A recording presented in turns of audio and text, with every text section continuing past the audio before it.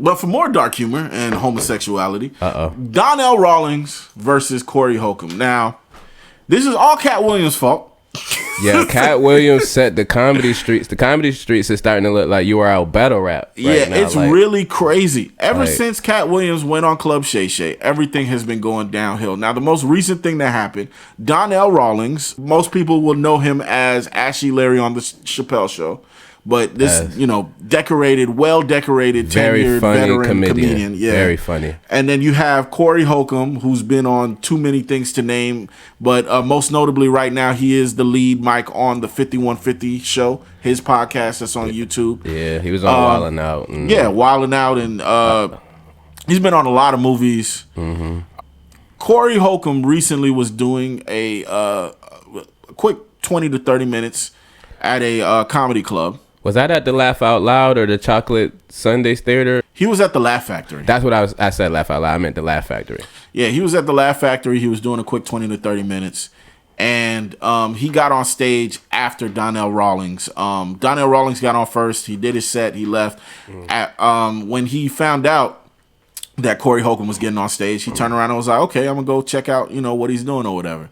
And while Corey Holcomb was on stage, he was making certain jokes about people in Hollywood. He brought up the whole Cat Williams thing. And he was talking about the Club Shay Shay rumors and a lot of the Illuminati stuff. And the joke that he made on stage was, if you've seen them in more than 3 movies, they suck the dick. And Donnell Rawlings lost his mind. I never seen him that mad before. He stood up and started yelling while Corey was still on stage. Let me actually play the clip. I thought he was about to walk up there. Yeah, it looked like a fight was about to happen. You and Corey are alike. What you mean by that, man? Cause he gotta get off. He gotta get his shit off still. Like even after towards the end of the clip where he was walking out, you heard what Corey. You the person who, when you like arguing with somebody or having a battle of words, you gonna make sure you get the last one. You're gonna make sure the last one was pain. If you felt like somebody got one off too good on you, you're gonna make sure that you got that victory, one way or the other. See, my thing was, I remember an old head told me when I was young. He said, "If I had to name your greatest talent, you have a way of making any situation worse." Spot on. He was like, it's like you know exactly what to say and when to say it to turn any room into absolute chaos. That man told the manager of ours, our job ain't the job in the parking lot. Yeah. I still have a certain level of respect for Reggie for that, bro. Because the dude he said it to is a crazy cat. Yeah. And Buddy was, you could tell he was cut up. He was cut up, yeah. The boy's a shooter. It was, I don't even know what he did. It's funny, it's been so long, but I remember he tried me to the point, he was trying other people too. He was disrespecting a lot of people in the room, and he was moving a little funny. And I can't believe you brought that up. I had to, bro, once I thought of it. And I looked the man dead in the face, and I told him, I was like, because he was like, he was like, I'm your manager. I was like, you're not the manager in the parking lot. It got so fucking quiet. That nigga looked so scared. Yo, he went white. He went completely ghost. And the room the tension in the room was just thick, bro. And I'm holding back laughter because I'm the one who laughs at these type of scenarios. Dog. I'm sitting here like I'm not making eye contact with Reggie. I'm looking down. I'm like, this nigga's crazy, dog. When I tell you I pulled that man's card so bad, I forgot all about that. We laughed all the way home about that, though. Dog. Let me go ahead and play this clip though. This is Donnell Rawlings interrupting Corey Holcomb's set at the Laugh Factory. You mild sauce, my nigga, mild. M-I-L-D. You ketchup. You ain't hot sauce. Nobody agree? So I'm wrong. Okay, I can be wrong.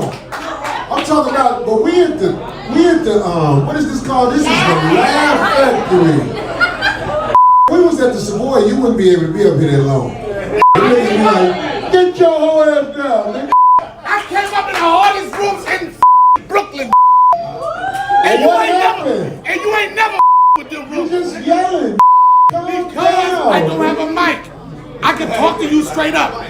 talk about it. You saying I'm mild. You saying I ain't come through the streets or the gutters is straight bull. And if you want to ask somebody, ask the mother that you know what I do. Ask them. Okay, all right. Listen. This be fair. Fair conversation. Larry, way to go. No. Let's be fair. Let's be fair and real. You say you keep it 100.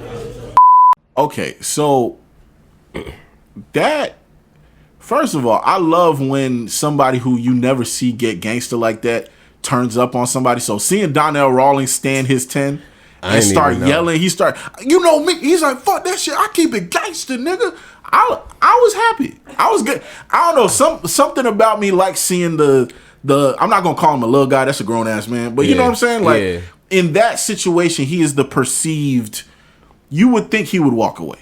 Yeah. But between the two of them? Yeah, he's smaller than Corey. Corey a bigger dude. And even outside of his height, more so the way he carries himself, he's not the type of dude he don't start nothing with people, this and that. So seeing him like get into it and get riled up like that was so weird, but so entertaining. I just want to say that I haven't seen the video and I'm over here dealing with the camera and stuff. And I can hear it a little bit coming from y'all's headphones. And all I hear is yelling, beep. He was going off, dog. Like, oh God. He was going in. The part that killed me was when Corey Holcomb said, nigga, if you was at the mall, they would have kicked you out with a hot dog still in your hand, ugly ass nigga. That nigga was going crazy. Corey was standing on his 10 and roasting him from the stage like crazy, bro. Yeah, he lived for that roasting stuff. Yeah, no, that was to me, that was the worst way to approach Corey, because Corey with a mic in his hand is already dangerous. Yeah, and you don't got a mic to like amplify you to battle him. He just about to embarrass. He's lucky that Corey didn't do the Jamie Foxx.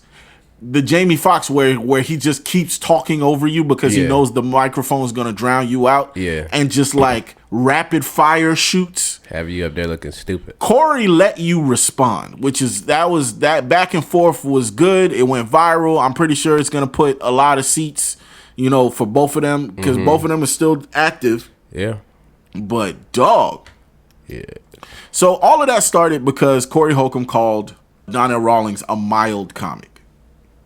And he said that your material is mild, you're not that good. He actually, in the middle of his set, was like, nigga, you are ketchup. I'm hot sauce. Like, he said, we're not even the same type that of... That one was crazy. I'm like, yo, Corey a ill nigga for this. No, to call a nigga's talent ketchup is crazy. Yeah. I can't even be ranch, nigga. Like, he said, you Heinz, bitch, I'm Frank's Red Hot. Like, that's crazy.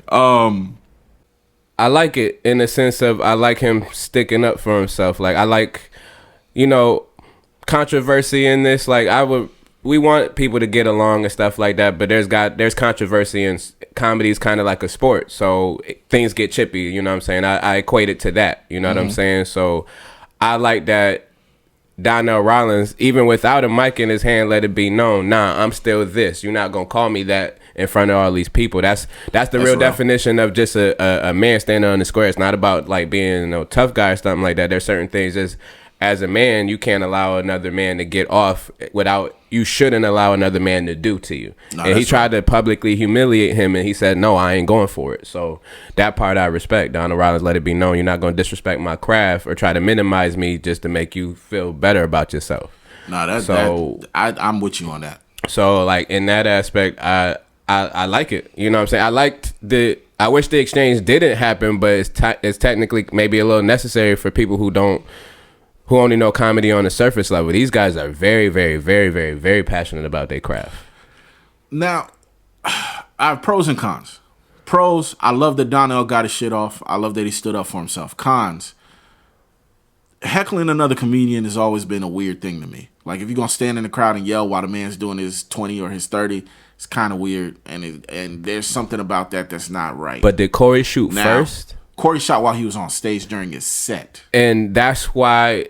Now, with the comedy etiquette, cool, but once you take the gloves off and I'm a comedian too, gloves is off. So how I respond is how I respond. But what I'm saying especially is, since he didn't go on stage or get up in his face, he ain't do the most. He just said, "You're not about to talk to me like this in front of these crowd of people just because you got a mic in your hand." but what if that's part of my set? What if me doing that's what I put in my set today? I like that. He You said, "I'm not about to be the butt of your joke."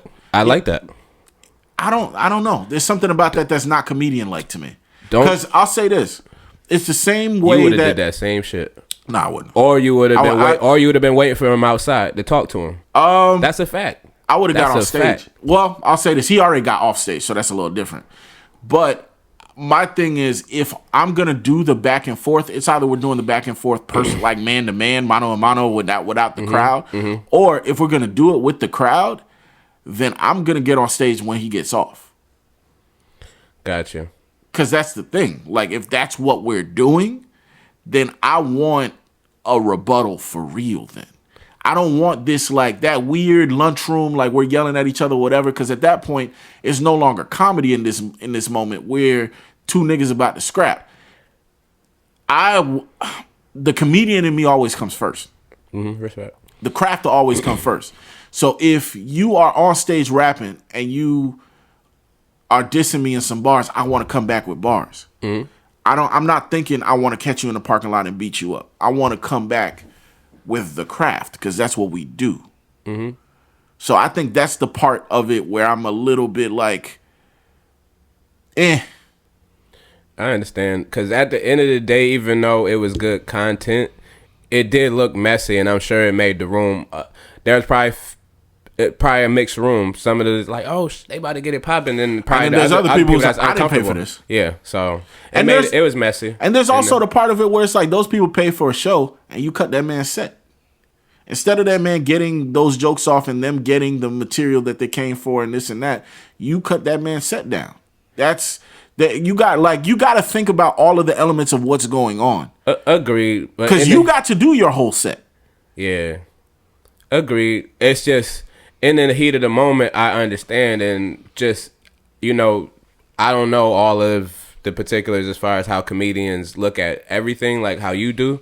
But what I'm saying is, if a man felt like you tried to embarrass me in front of mad people, comedian or not, I'm a man first. You're not about to play with me, and he still handled it in a respectful way. He ain't call him, he ain't call him out his name, hoe ass. He ain't do all that. He just said, "You're not about to play me like that." No. That's mad respectable. Of course. But there's always going to be that little asterisk for me when it's not with jokes. Like I'll say this: him coming off the stage, and if just like Corey was still shooting jokes from on stage top. He was still in show mode.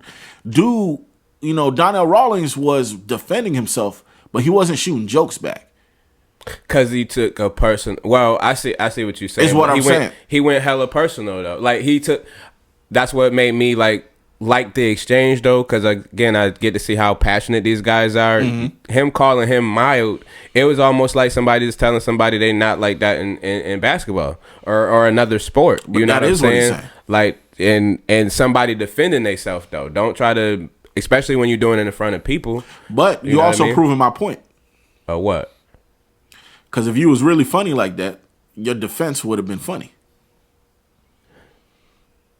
I hear you, but sometimes things ain't all jokes, and clearly he didn't take that as a joke. Sometimes it wasn't a time to be funny for him. But we've also seen other comedians when they get pressed. Like we've seen Cat Williams when he got pressed, and them jokes came flying out. We've seen other people when they got pressed in those types of situations. Jamie Foxx, yeah. But we've also seen other people like Doug Williams when Doug Williams got pressed. That nigga folded. He folded like laundry. Like certain people if you really are what Corey is trying to say, which are the animals in comedy, it don't matter if it's your worst day, you're still shooting. That's real. I'll give you a moment. I was walking to the gym from my job. Coming across a crosswalk, somebody ran a red light, hit me. They were in a truck. I was a pedestrian. I went flying. They held me up onto the sidewalk, picked up my stuff, my phone fell, everything fell, and they're telling me to wait. Paramedics get there, they put me on the gurney, they put me on the stretcher or whatever. They're trying to make sure that I stay awake, stay conscious. It was a pickup that had hit me or whatever, and the paramedic dude is flashing the lights in my eyes, going back and forth. Dude asked me, he was like, "You conscious?" I keep saying, I'm answering his questions, whatever. He's like, "Can you give me a sentence? Say something." And I couldn't think of nothing to say, and he was like, "Can you give me just give me a full sentence so I know that you're still coherent and this and that?" I was like, "At least it wasn't a semi," and they all bust out laughing. Reggie is hilarious. That's Reggie. But my thing is, I don't be wanting to hear them excuses of you got flustered, bro. Because if it's in you, it's going to be in you, no matter what's going on. You could be in the worst moment of your life. You could be, it don't matter what's going on. It's still going to be there if you one of them. If you're what Corey's talking about. What Corey's talking about is them. Respect. Everybody just don't handle the heat of the moment the same. So you're not them then. I'll just say that's subjective. Like, I believe that that's subjective because if it's a personal heated moment, and now, yeah, you threw me off my. You threw and me we're off talking my basketball. Mm-hmm. If a person say you're not a dog, what makes somebody a dog in basketball? Like when people give you that designation, a dog. How you respond to adversity, how you handle the person that's in front of you, how you handle just the game in general, and how you go about the game. So that same thing applies. But that don't mean you're not almost a dog. But what I'm saying in almost every, like, it doesn't just have to be sports. In general, when somebody's talking about those people, yeah, we know who they're talking about. For real, that's real. But some people, that don't mean you're not a dog because you responded bad, though. That don't mean you're not that because you responded bad. There's times where a player might have got under this player's skin, and now they're not having the best of games. You feel me? And that don't mean that person's less of a dog. That means this other dog or a heckler got the best of you that day. That don't mean you're not a dog. Because if we talking sports, sometimes the person that gets you could get you there, say something, and you know the heat of the moment, you don't respond the best. Now you may be overcompensating, over throwing the ball if it's football, or over, like, you missing layups that you should be making, but you so pissed off. You know what I'm saying? Let's keep on that. You know what I mean? People taking things wrong and overcompensating. So we're talking about Club Shay Shay. Mm-hmm. Let's keep on this same subject. That's good. How do you feel about people like Mike Epps, people like Eddie Griffin, people like Corey Holcomb, who ever since the Club Shay Shay thing has been taken off, that show has been taken off, they've been taking shots at Shannon Sharp? I don't like the hating. From my outside perspective, it looked like they hating. You know what I'm saying? For one, it's always out of bounds to me to question somebody's sexuality. Like, if nobody asking for that. Like, y'all talking about. First of all, I always say, why do y'all care so much? You brought it up, bro. I never care what another man do with his penis or what he wearing, nothing like that. So I don't get why that y'all even care that much. For y'all to bring that up mean you observing, my nigga. That part. You know what I'm saying? So I don't, like, what your man said, Willie Watcher? Yeah. Or whatever. Like, you shouldn't even care about how tight my pants are or whatever. I'm just. This nigga say, yo, Willie Watcher. Like, that nigga's a dick detective. Not the DD. But the penis protector. But that part, like, and I like all them dudes or whatever, as far as like comedians and the movies and the stuff they put out. But you can be talented and corny. I always said that, and I don't agree with it. Y'all just hating. And it's disrespectful.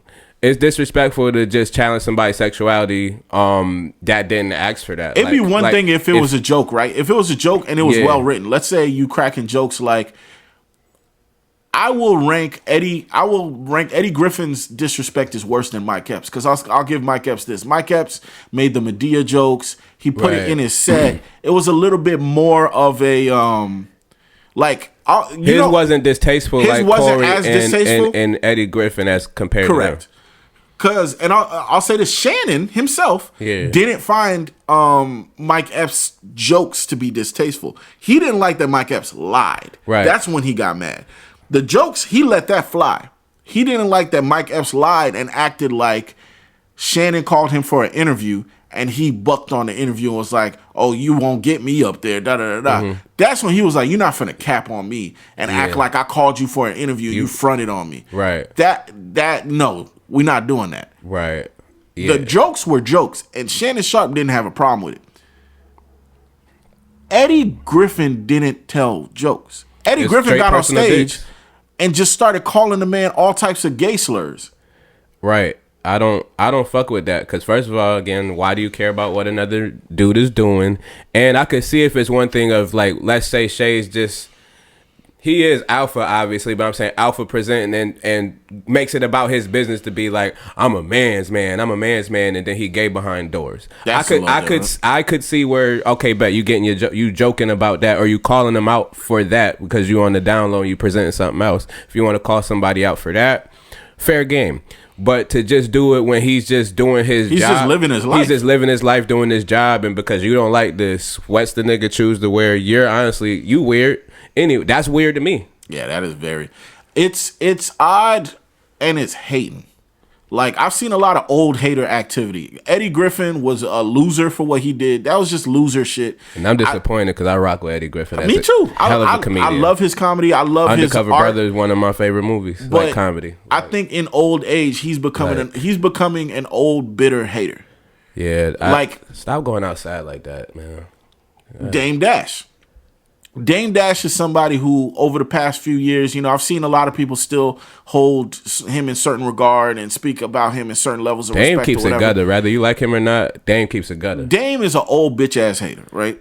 And I'll say that maybe a hater, but he speaks. People don't like saying his truth, but he says his truth and he don't back away from it. He don't shy away from what he's saying. He don't pull no punches, and I respect that. Yeah, there's a lot of hating ass niggas speak like that. That's a big trait for hate. Hating ass niggas will usually stand on that shit. They will live on that.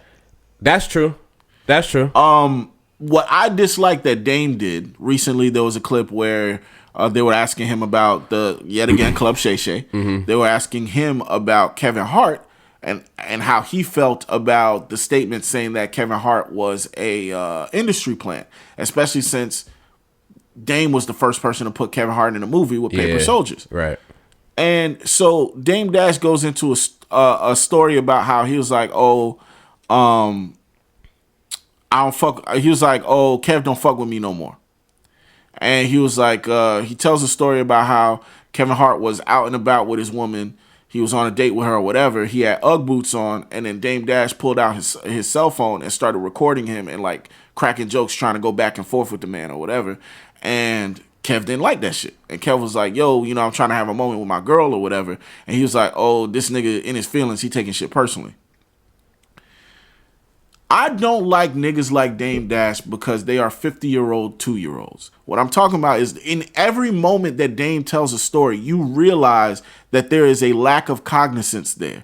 Where it's like, as an adult, you don't see how it would make sense if I see a man out on a date with a girl or out arm in arm with a girl. Or even, let's just say you see a celebrity in general. Mm. The last thing I'm going to do is pull my phone out and try to make content with this nigga. Without asking, without nothing. You just run up on... Like, if the same story Dame told us, if let's say somebody like Queen's Flip, or somebody like Drewski, or somebody like whatever, did the same exact shit, what would we call that? Corny. Mm-hmm. You can't run up on people, pull your phone out, and just start doing shit. And when they tell you, hey, can you not do that? You call them in their feelings. Yeah, that's not okay. And you're 50. You're 50 fucking years old and can't understand that? That's crazy to me. Yeah, it's a lot of older people that don't know how to read rooms. And his lack of reading rooms is how he ended up where he was at. Like, think about it. Think. Somebody said, they were like, the more time passes, the more I understand exactly why Hov said, I need to get the fuck from around this nigga.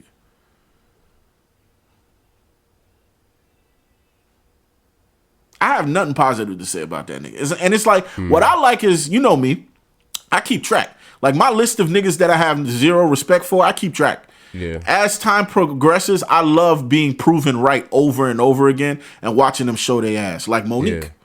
Monique Monique went crazy, and then her son. Shout out to her son. Her son wasn't letting shit fly. Her son was like, "You gonna stop this." And the crazy thing is, instead of responding to him and in some sort of positive fashion got on or stage whatever, and said, "Fuck that nigga." She that got shit on stage. is crazy. I can't even imagine. Imagine your own mother saying, "Fuck that nigga."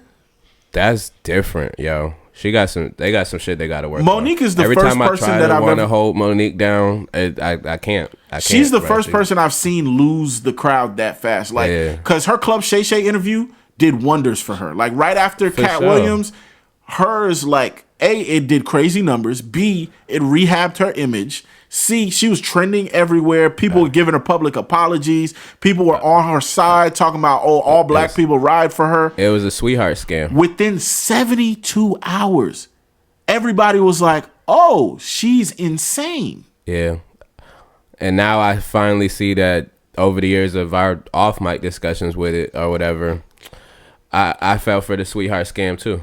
You know please give me mine. Nah, you can have it on this one because I would always say I didn't like what I was seeing with Monique because I view her as a black queen of comedy, which she still is, but I always thought she deserved a lot more respect just on some surface level shit. And then I learn more, I see more, I hear more, and she goes and do it herself, and it's like, oh, so you give us this sweetheart, you know what I'm saying, but then you show your ass. You show that you could be rotten. Nobody perfect again like that, but it looked bad. How you want us to get behind you and you this type of person though? Nah, it looks crazy. You know what I'm saying? But I feel like looking at all of the stuff that's been happening post Club Shay Shay, it's putting everybody in a very interesting light, and I'll say this, it's positive for him because his show is a catalyst for a lot of stuff. I just don't like when we finally have somebody who's winning, somebody who we did want to win. Right. We wanted him to get away from Skip Bayless. He did. Yep. We wanted him to start his own thing. He did. We wanted him to have a moment to shine, and we championed him in the beginning. Then all of a sudden, all these other people, they realized that I could get clout from two ways. Either I sit with him, and if, let's say, his schedule's filled or this and that, and I can't get up there, now I'm going to just say his name and curse him out and say something crazy about him for clout. And that's what we're seeing happen over and over again. And it is... Clout chasing is bad for anybody to do, but when you're over 50 clout chasing, there's something about it that's disappointing. Yeah, and then being black and watch it or whatnot too. Like Shannon ain't out here, starting drama. He's really not. He out here just living his life and giving us great content, giving people a space where they can speak freely. And he's doing what we are. He's like our male version of Oprah or whatnot. But he's actually he don't.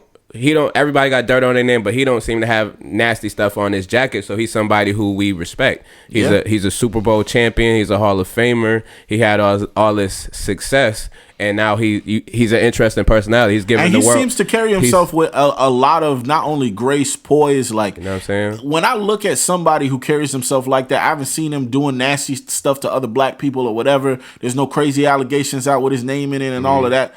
For people to look at somebody like that and because they want to sell tickets or because they just want to be, talked about or whatever, just take shots at them, that's disappointing. That's really disappointing. And that's what I'm going to end it on. Yeah. Stop being bitter, man. Yeah, that's just weird.